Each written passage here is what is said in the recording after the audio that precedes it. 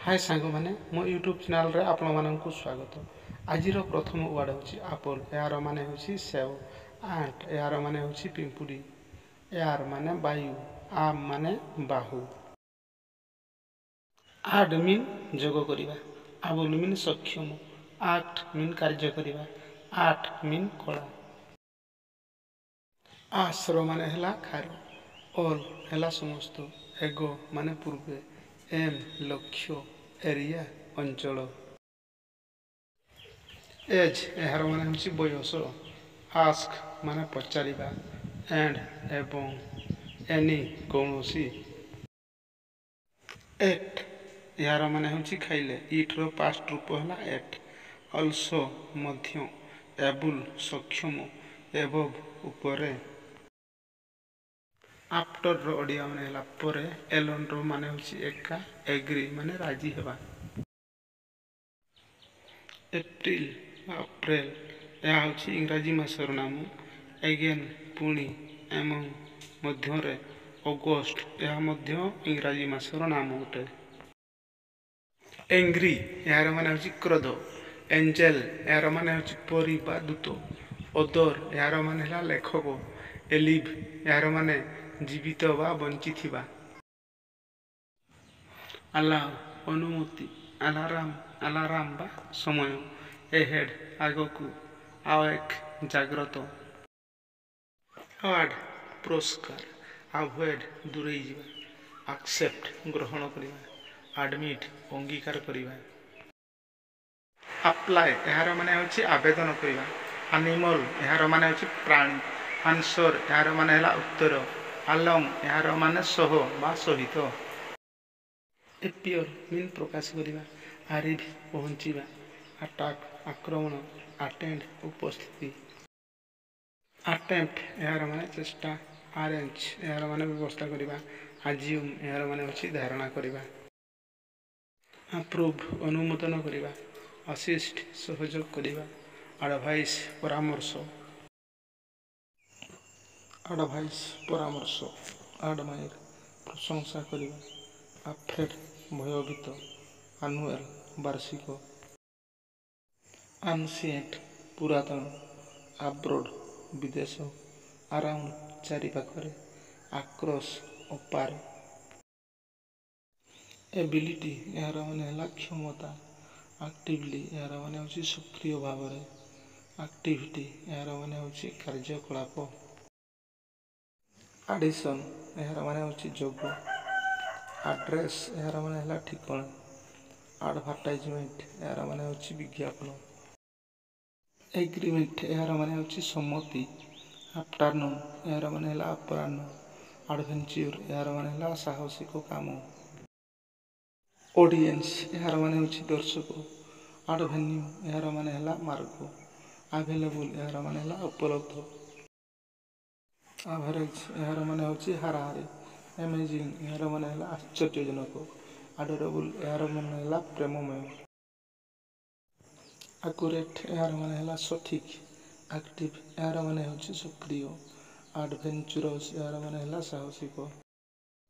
Absent यार माने हूँ अनुपस्थित। एब्सोल्यूट यार माने हूँ संपूर्ण। अट्रैक्टिव यार माने हला आकर्षक। एंग्री यार माने हला क्रोध। अबेंडन त्याग करिबा। अनाउंस्ड घोषणा करिबा। अमाउंट परिमाण। एनिवर्सरी वार्षिक। आर्टिकल लेखा। अपीयरेंस आकृति। एयरपोर्ट विमानबंदर। एसोसिएशन संघ। अरेंजमेंट व्यवस्था। वर्तमान वर्ड्स गुडी को नहीं वाक्य गठन करिबा। ऑल यार माने हला समस्त बा सबु। All students are here. समस्त छात्र छात्री एठारे अछंती। एंड यार माने हला एवं। सी सिंग्स एंड डांस। से गाए एवं नाचे। एनी यार माने हूँ किछि। Do you have any questions? तुम पाखरे किछि प्रश्न अछि कि? एट यार माने खाइला खाइलु खाइली इत्यादि होता है। ताहले ही एट ଦ ହୋଲ୍ କେକ୍, ସେ ସବୁ କେକ୍ ଖାଇଲା। ଏଗୋ, ଏହାର ମାନେ ହେଲା ପୂର୍ବେ ବା ପୂର୍ବରୁ। I met him 2 years ago, ମୁଁ ତାଙ୍କୁ 2 ବର୍ଷ ପୂର୍ବରୁ ଭେଟିଲି। ଏରିଆ, ଏହାର ମାନେ ହେଉଛି ଅଞ୍ଚଳ। This area is very clean, ଏହି ଅଞ୍ଚଳ ବହୁତ ସଫା। ଅଲସୋ, ଏହାର ଓଡ଼ିଆ ମାନେ ହେଉଛି ମଧ୍ୟ। ବାକ୍ୟ, ଆଇ ଅଲସୋ ୱାଣ୍ଟ ଟୁ କମ୍, ମୁଁ ମଧ୍ୟ ଆସିବାକୁ ଚାହୁଁଛି। ଏବଭ୍, ଉପରେ। ଦ ବାର୍ଡସ୍ ଆର୍ ଫ୍ଲାଇଂ ଏବଭ୍ ଦ ଟ୍ରିଜ୍, ଚଢ଼େଇ ଗଛ ଉପରେ ଉଡ଼ୁଛନ୍ତି। ଆଫ୍ଟର, ଏହାର ଓଡ଼ିଆ ମାନେ ହେଉଛି ପରେ। I will study after dinner, ମୁଁ ରାତିର ଭୋଜନ ପରେ ପଢ଼ିବି। ଏଗେନ୍, ଏହାର ମାନେ ହେଉଛି ପୁଣି।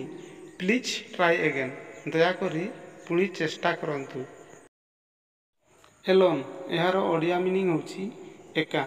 ହି went to the park alone, ସେ ଏକା ଉଦ୍ୟାନକୁ ଗଲା। ଏମଙ୍ଗ, ଏହାର ମାନେ ହେଉଛି ମଧ୍ୟରେ। Share sweets among your friends, ମିଠା ତୁମ ମିତ୍ରମାନଙ୍କ ମଧ୍ୟରେ ବଣ୍ଟନ କର। ସେୟାରର ଅର୍ଥ ହେଉଛି ବଣ୍ଟନ କରିବା, ସୁଇଟ୍ସ ମାନେ ମିଠା। ଏଗ୍ରି, ଏହାର ମାନେ ହେଉଛି ଏକମତ। ଡୁ ୟୁ ଏଗ୍ରି ୱିଥ୍ ମି, ତୁମେ ମୋ ସହ ଏକମତ କି? କିମ୍ବା ଆମେ କହିପାରିବା ଆଇ ଏଗ୍ରି ୱିଥ୍ ୟୁ, ମୁଁ ତୁମ ସହ ଏକମତ। ଏହିପରି ବିଭିନ୍ନ ପ୍ରକାର ସେଣ୍ଟେନ୍ସ ଗଠନ କରିପାରିବା। ଏପ୍ରିଲ, ଏହା ହେଉଛି ଗୋଟିଏ ଇଂରାଜୀ ମାସର ନାମ। My birthday is in April, ମୋ ଜନ୍ମଦିନ ଏପ୍ରିଲ ମାସରେ। କିମ୍ବା ଆମେ ଅନ୍ୟ ସେଣ୍ଟେନ୍ସରେ କହିପାରିବା he played the football in this April, ସେ ଏହି ଏପ୍ରିଲ ମାସରେ ଫୁଟବଲ ଖେଳିଲେ।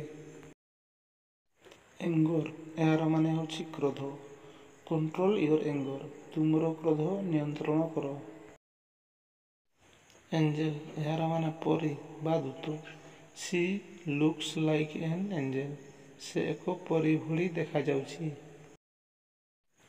ଅଦର, ଏହାର ମାନେ ହେଉଛି ଲେଖକ। He is a famous author, ସେ ଜଣେ ପ୍ରସିଦ୍ଧ ଲେଖକ। ଆଣ୍ଟ, ଏହାର ଓଡ଼ିଆ ମାନେ ହେଉଛି ପିମ୍ପୁଡ଼ି। There is an ant on the table, table ଉପରେ ଗୋଟିଏ ପିମ୍ପୁଡ଼ି ଅଛି। ଏୟାର, ଏହାର ମାନେ ହେଉଛି ପବନ ବା ବାୟୁ। We can not live without air, ଆମେ ବାୟୁ ବିନା ବଞ୍ଚିପାରିବୁ ନାହିଁ। ଆର୍ମ, ଏହାର ମାନେ ହେଉଛି ବାହୁ। ମାଇ ଲେଫ୍ଟ ଆର୍ମ ଇଜ୍ ହର୍ଟିଂ, ମୋ ବାମ ବାହୁ ଯନ୍ତ୍ରଣା କରୁଛି। ହାଇ ଫ୍ରେଣ୍ଡସ୍, ଏହିଭଳି ଇଂରାଜୀ ଶବ୍ଦଗୁଡ଼ିକର ମାନେ ଏବଂ ଇଂରାଜୀ ଶବ୍ଦଗୁଡ଼ିକର ବାକ୍ୟ ଗଠନ ବିଷୟରେ ଜାଣିବା ପାଇଁ ଦୟାକରି ଚ୍ୟାନେଲଟିକୁ ଲାଇକ୍, ସେୟାର ଏବଂ ସବସ୍କ୍ରାଇବ୍ କରିବାକୁ ଜମା ବି ଭୁଲନ୍ତୁ ନାହିଁ। Thanks for watching.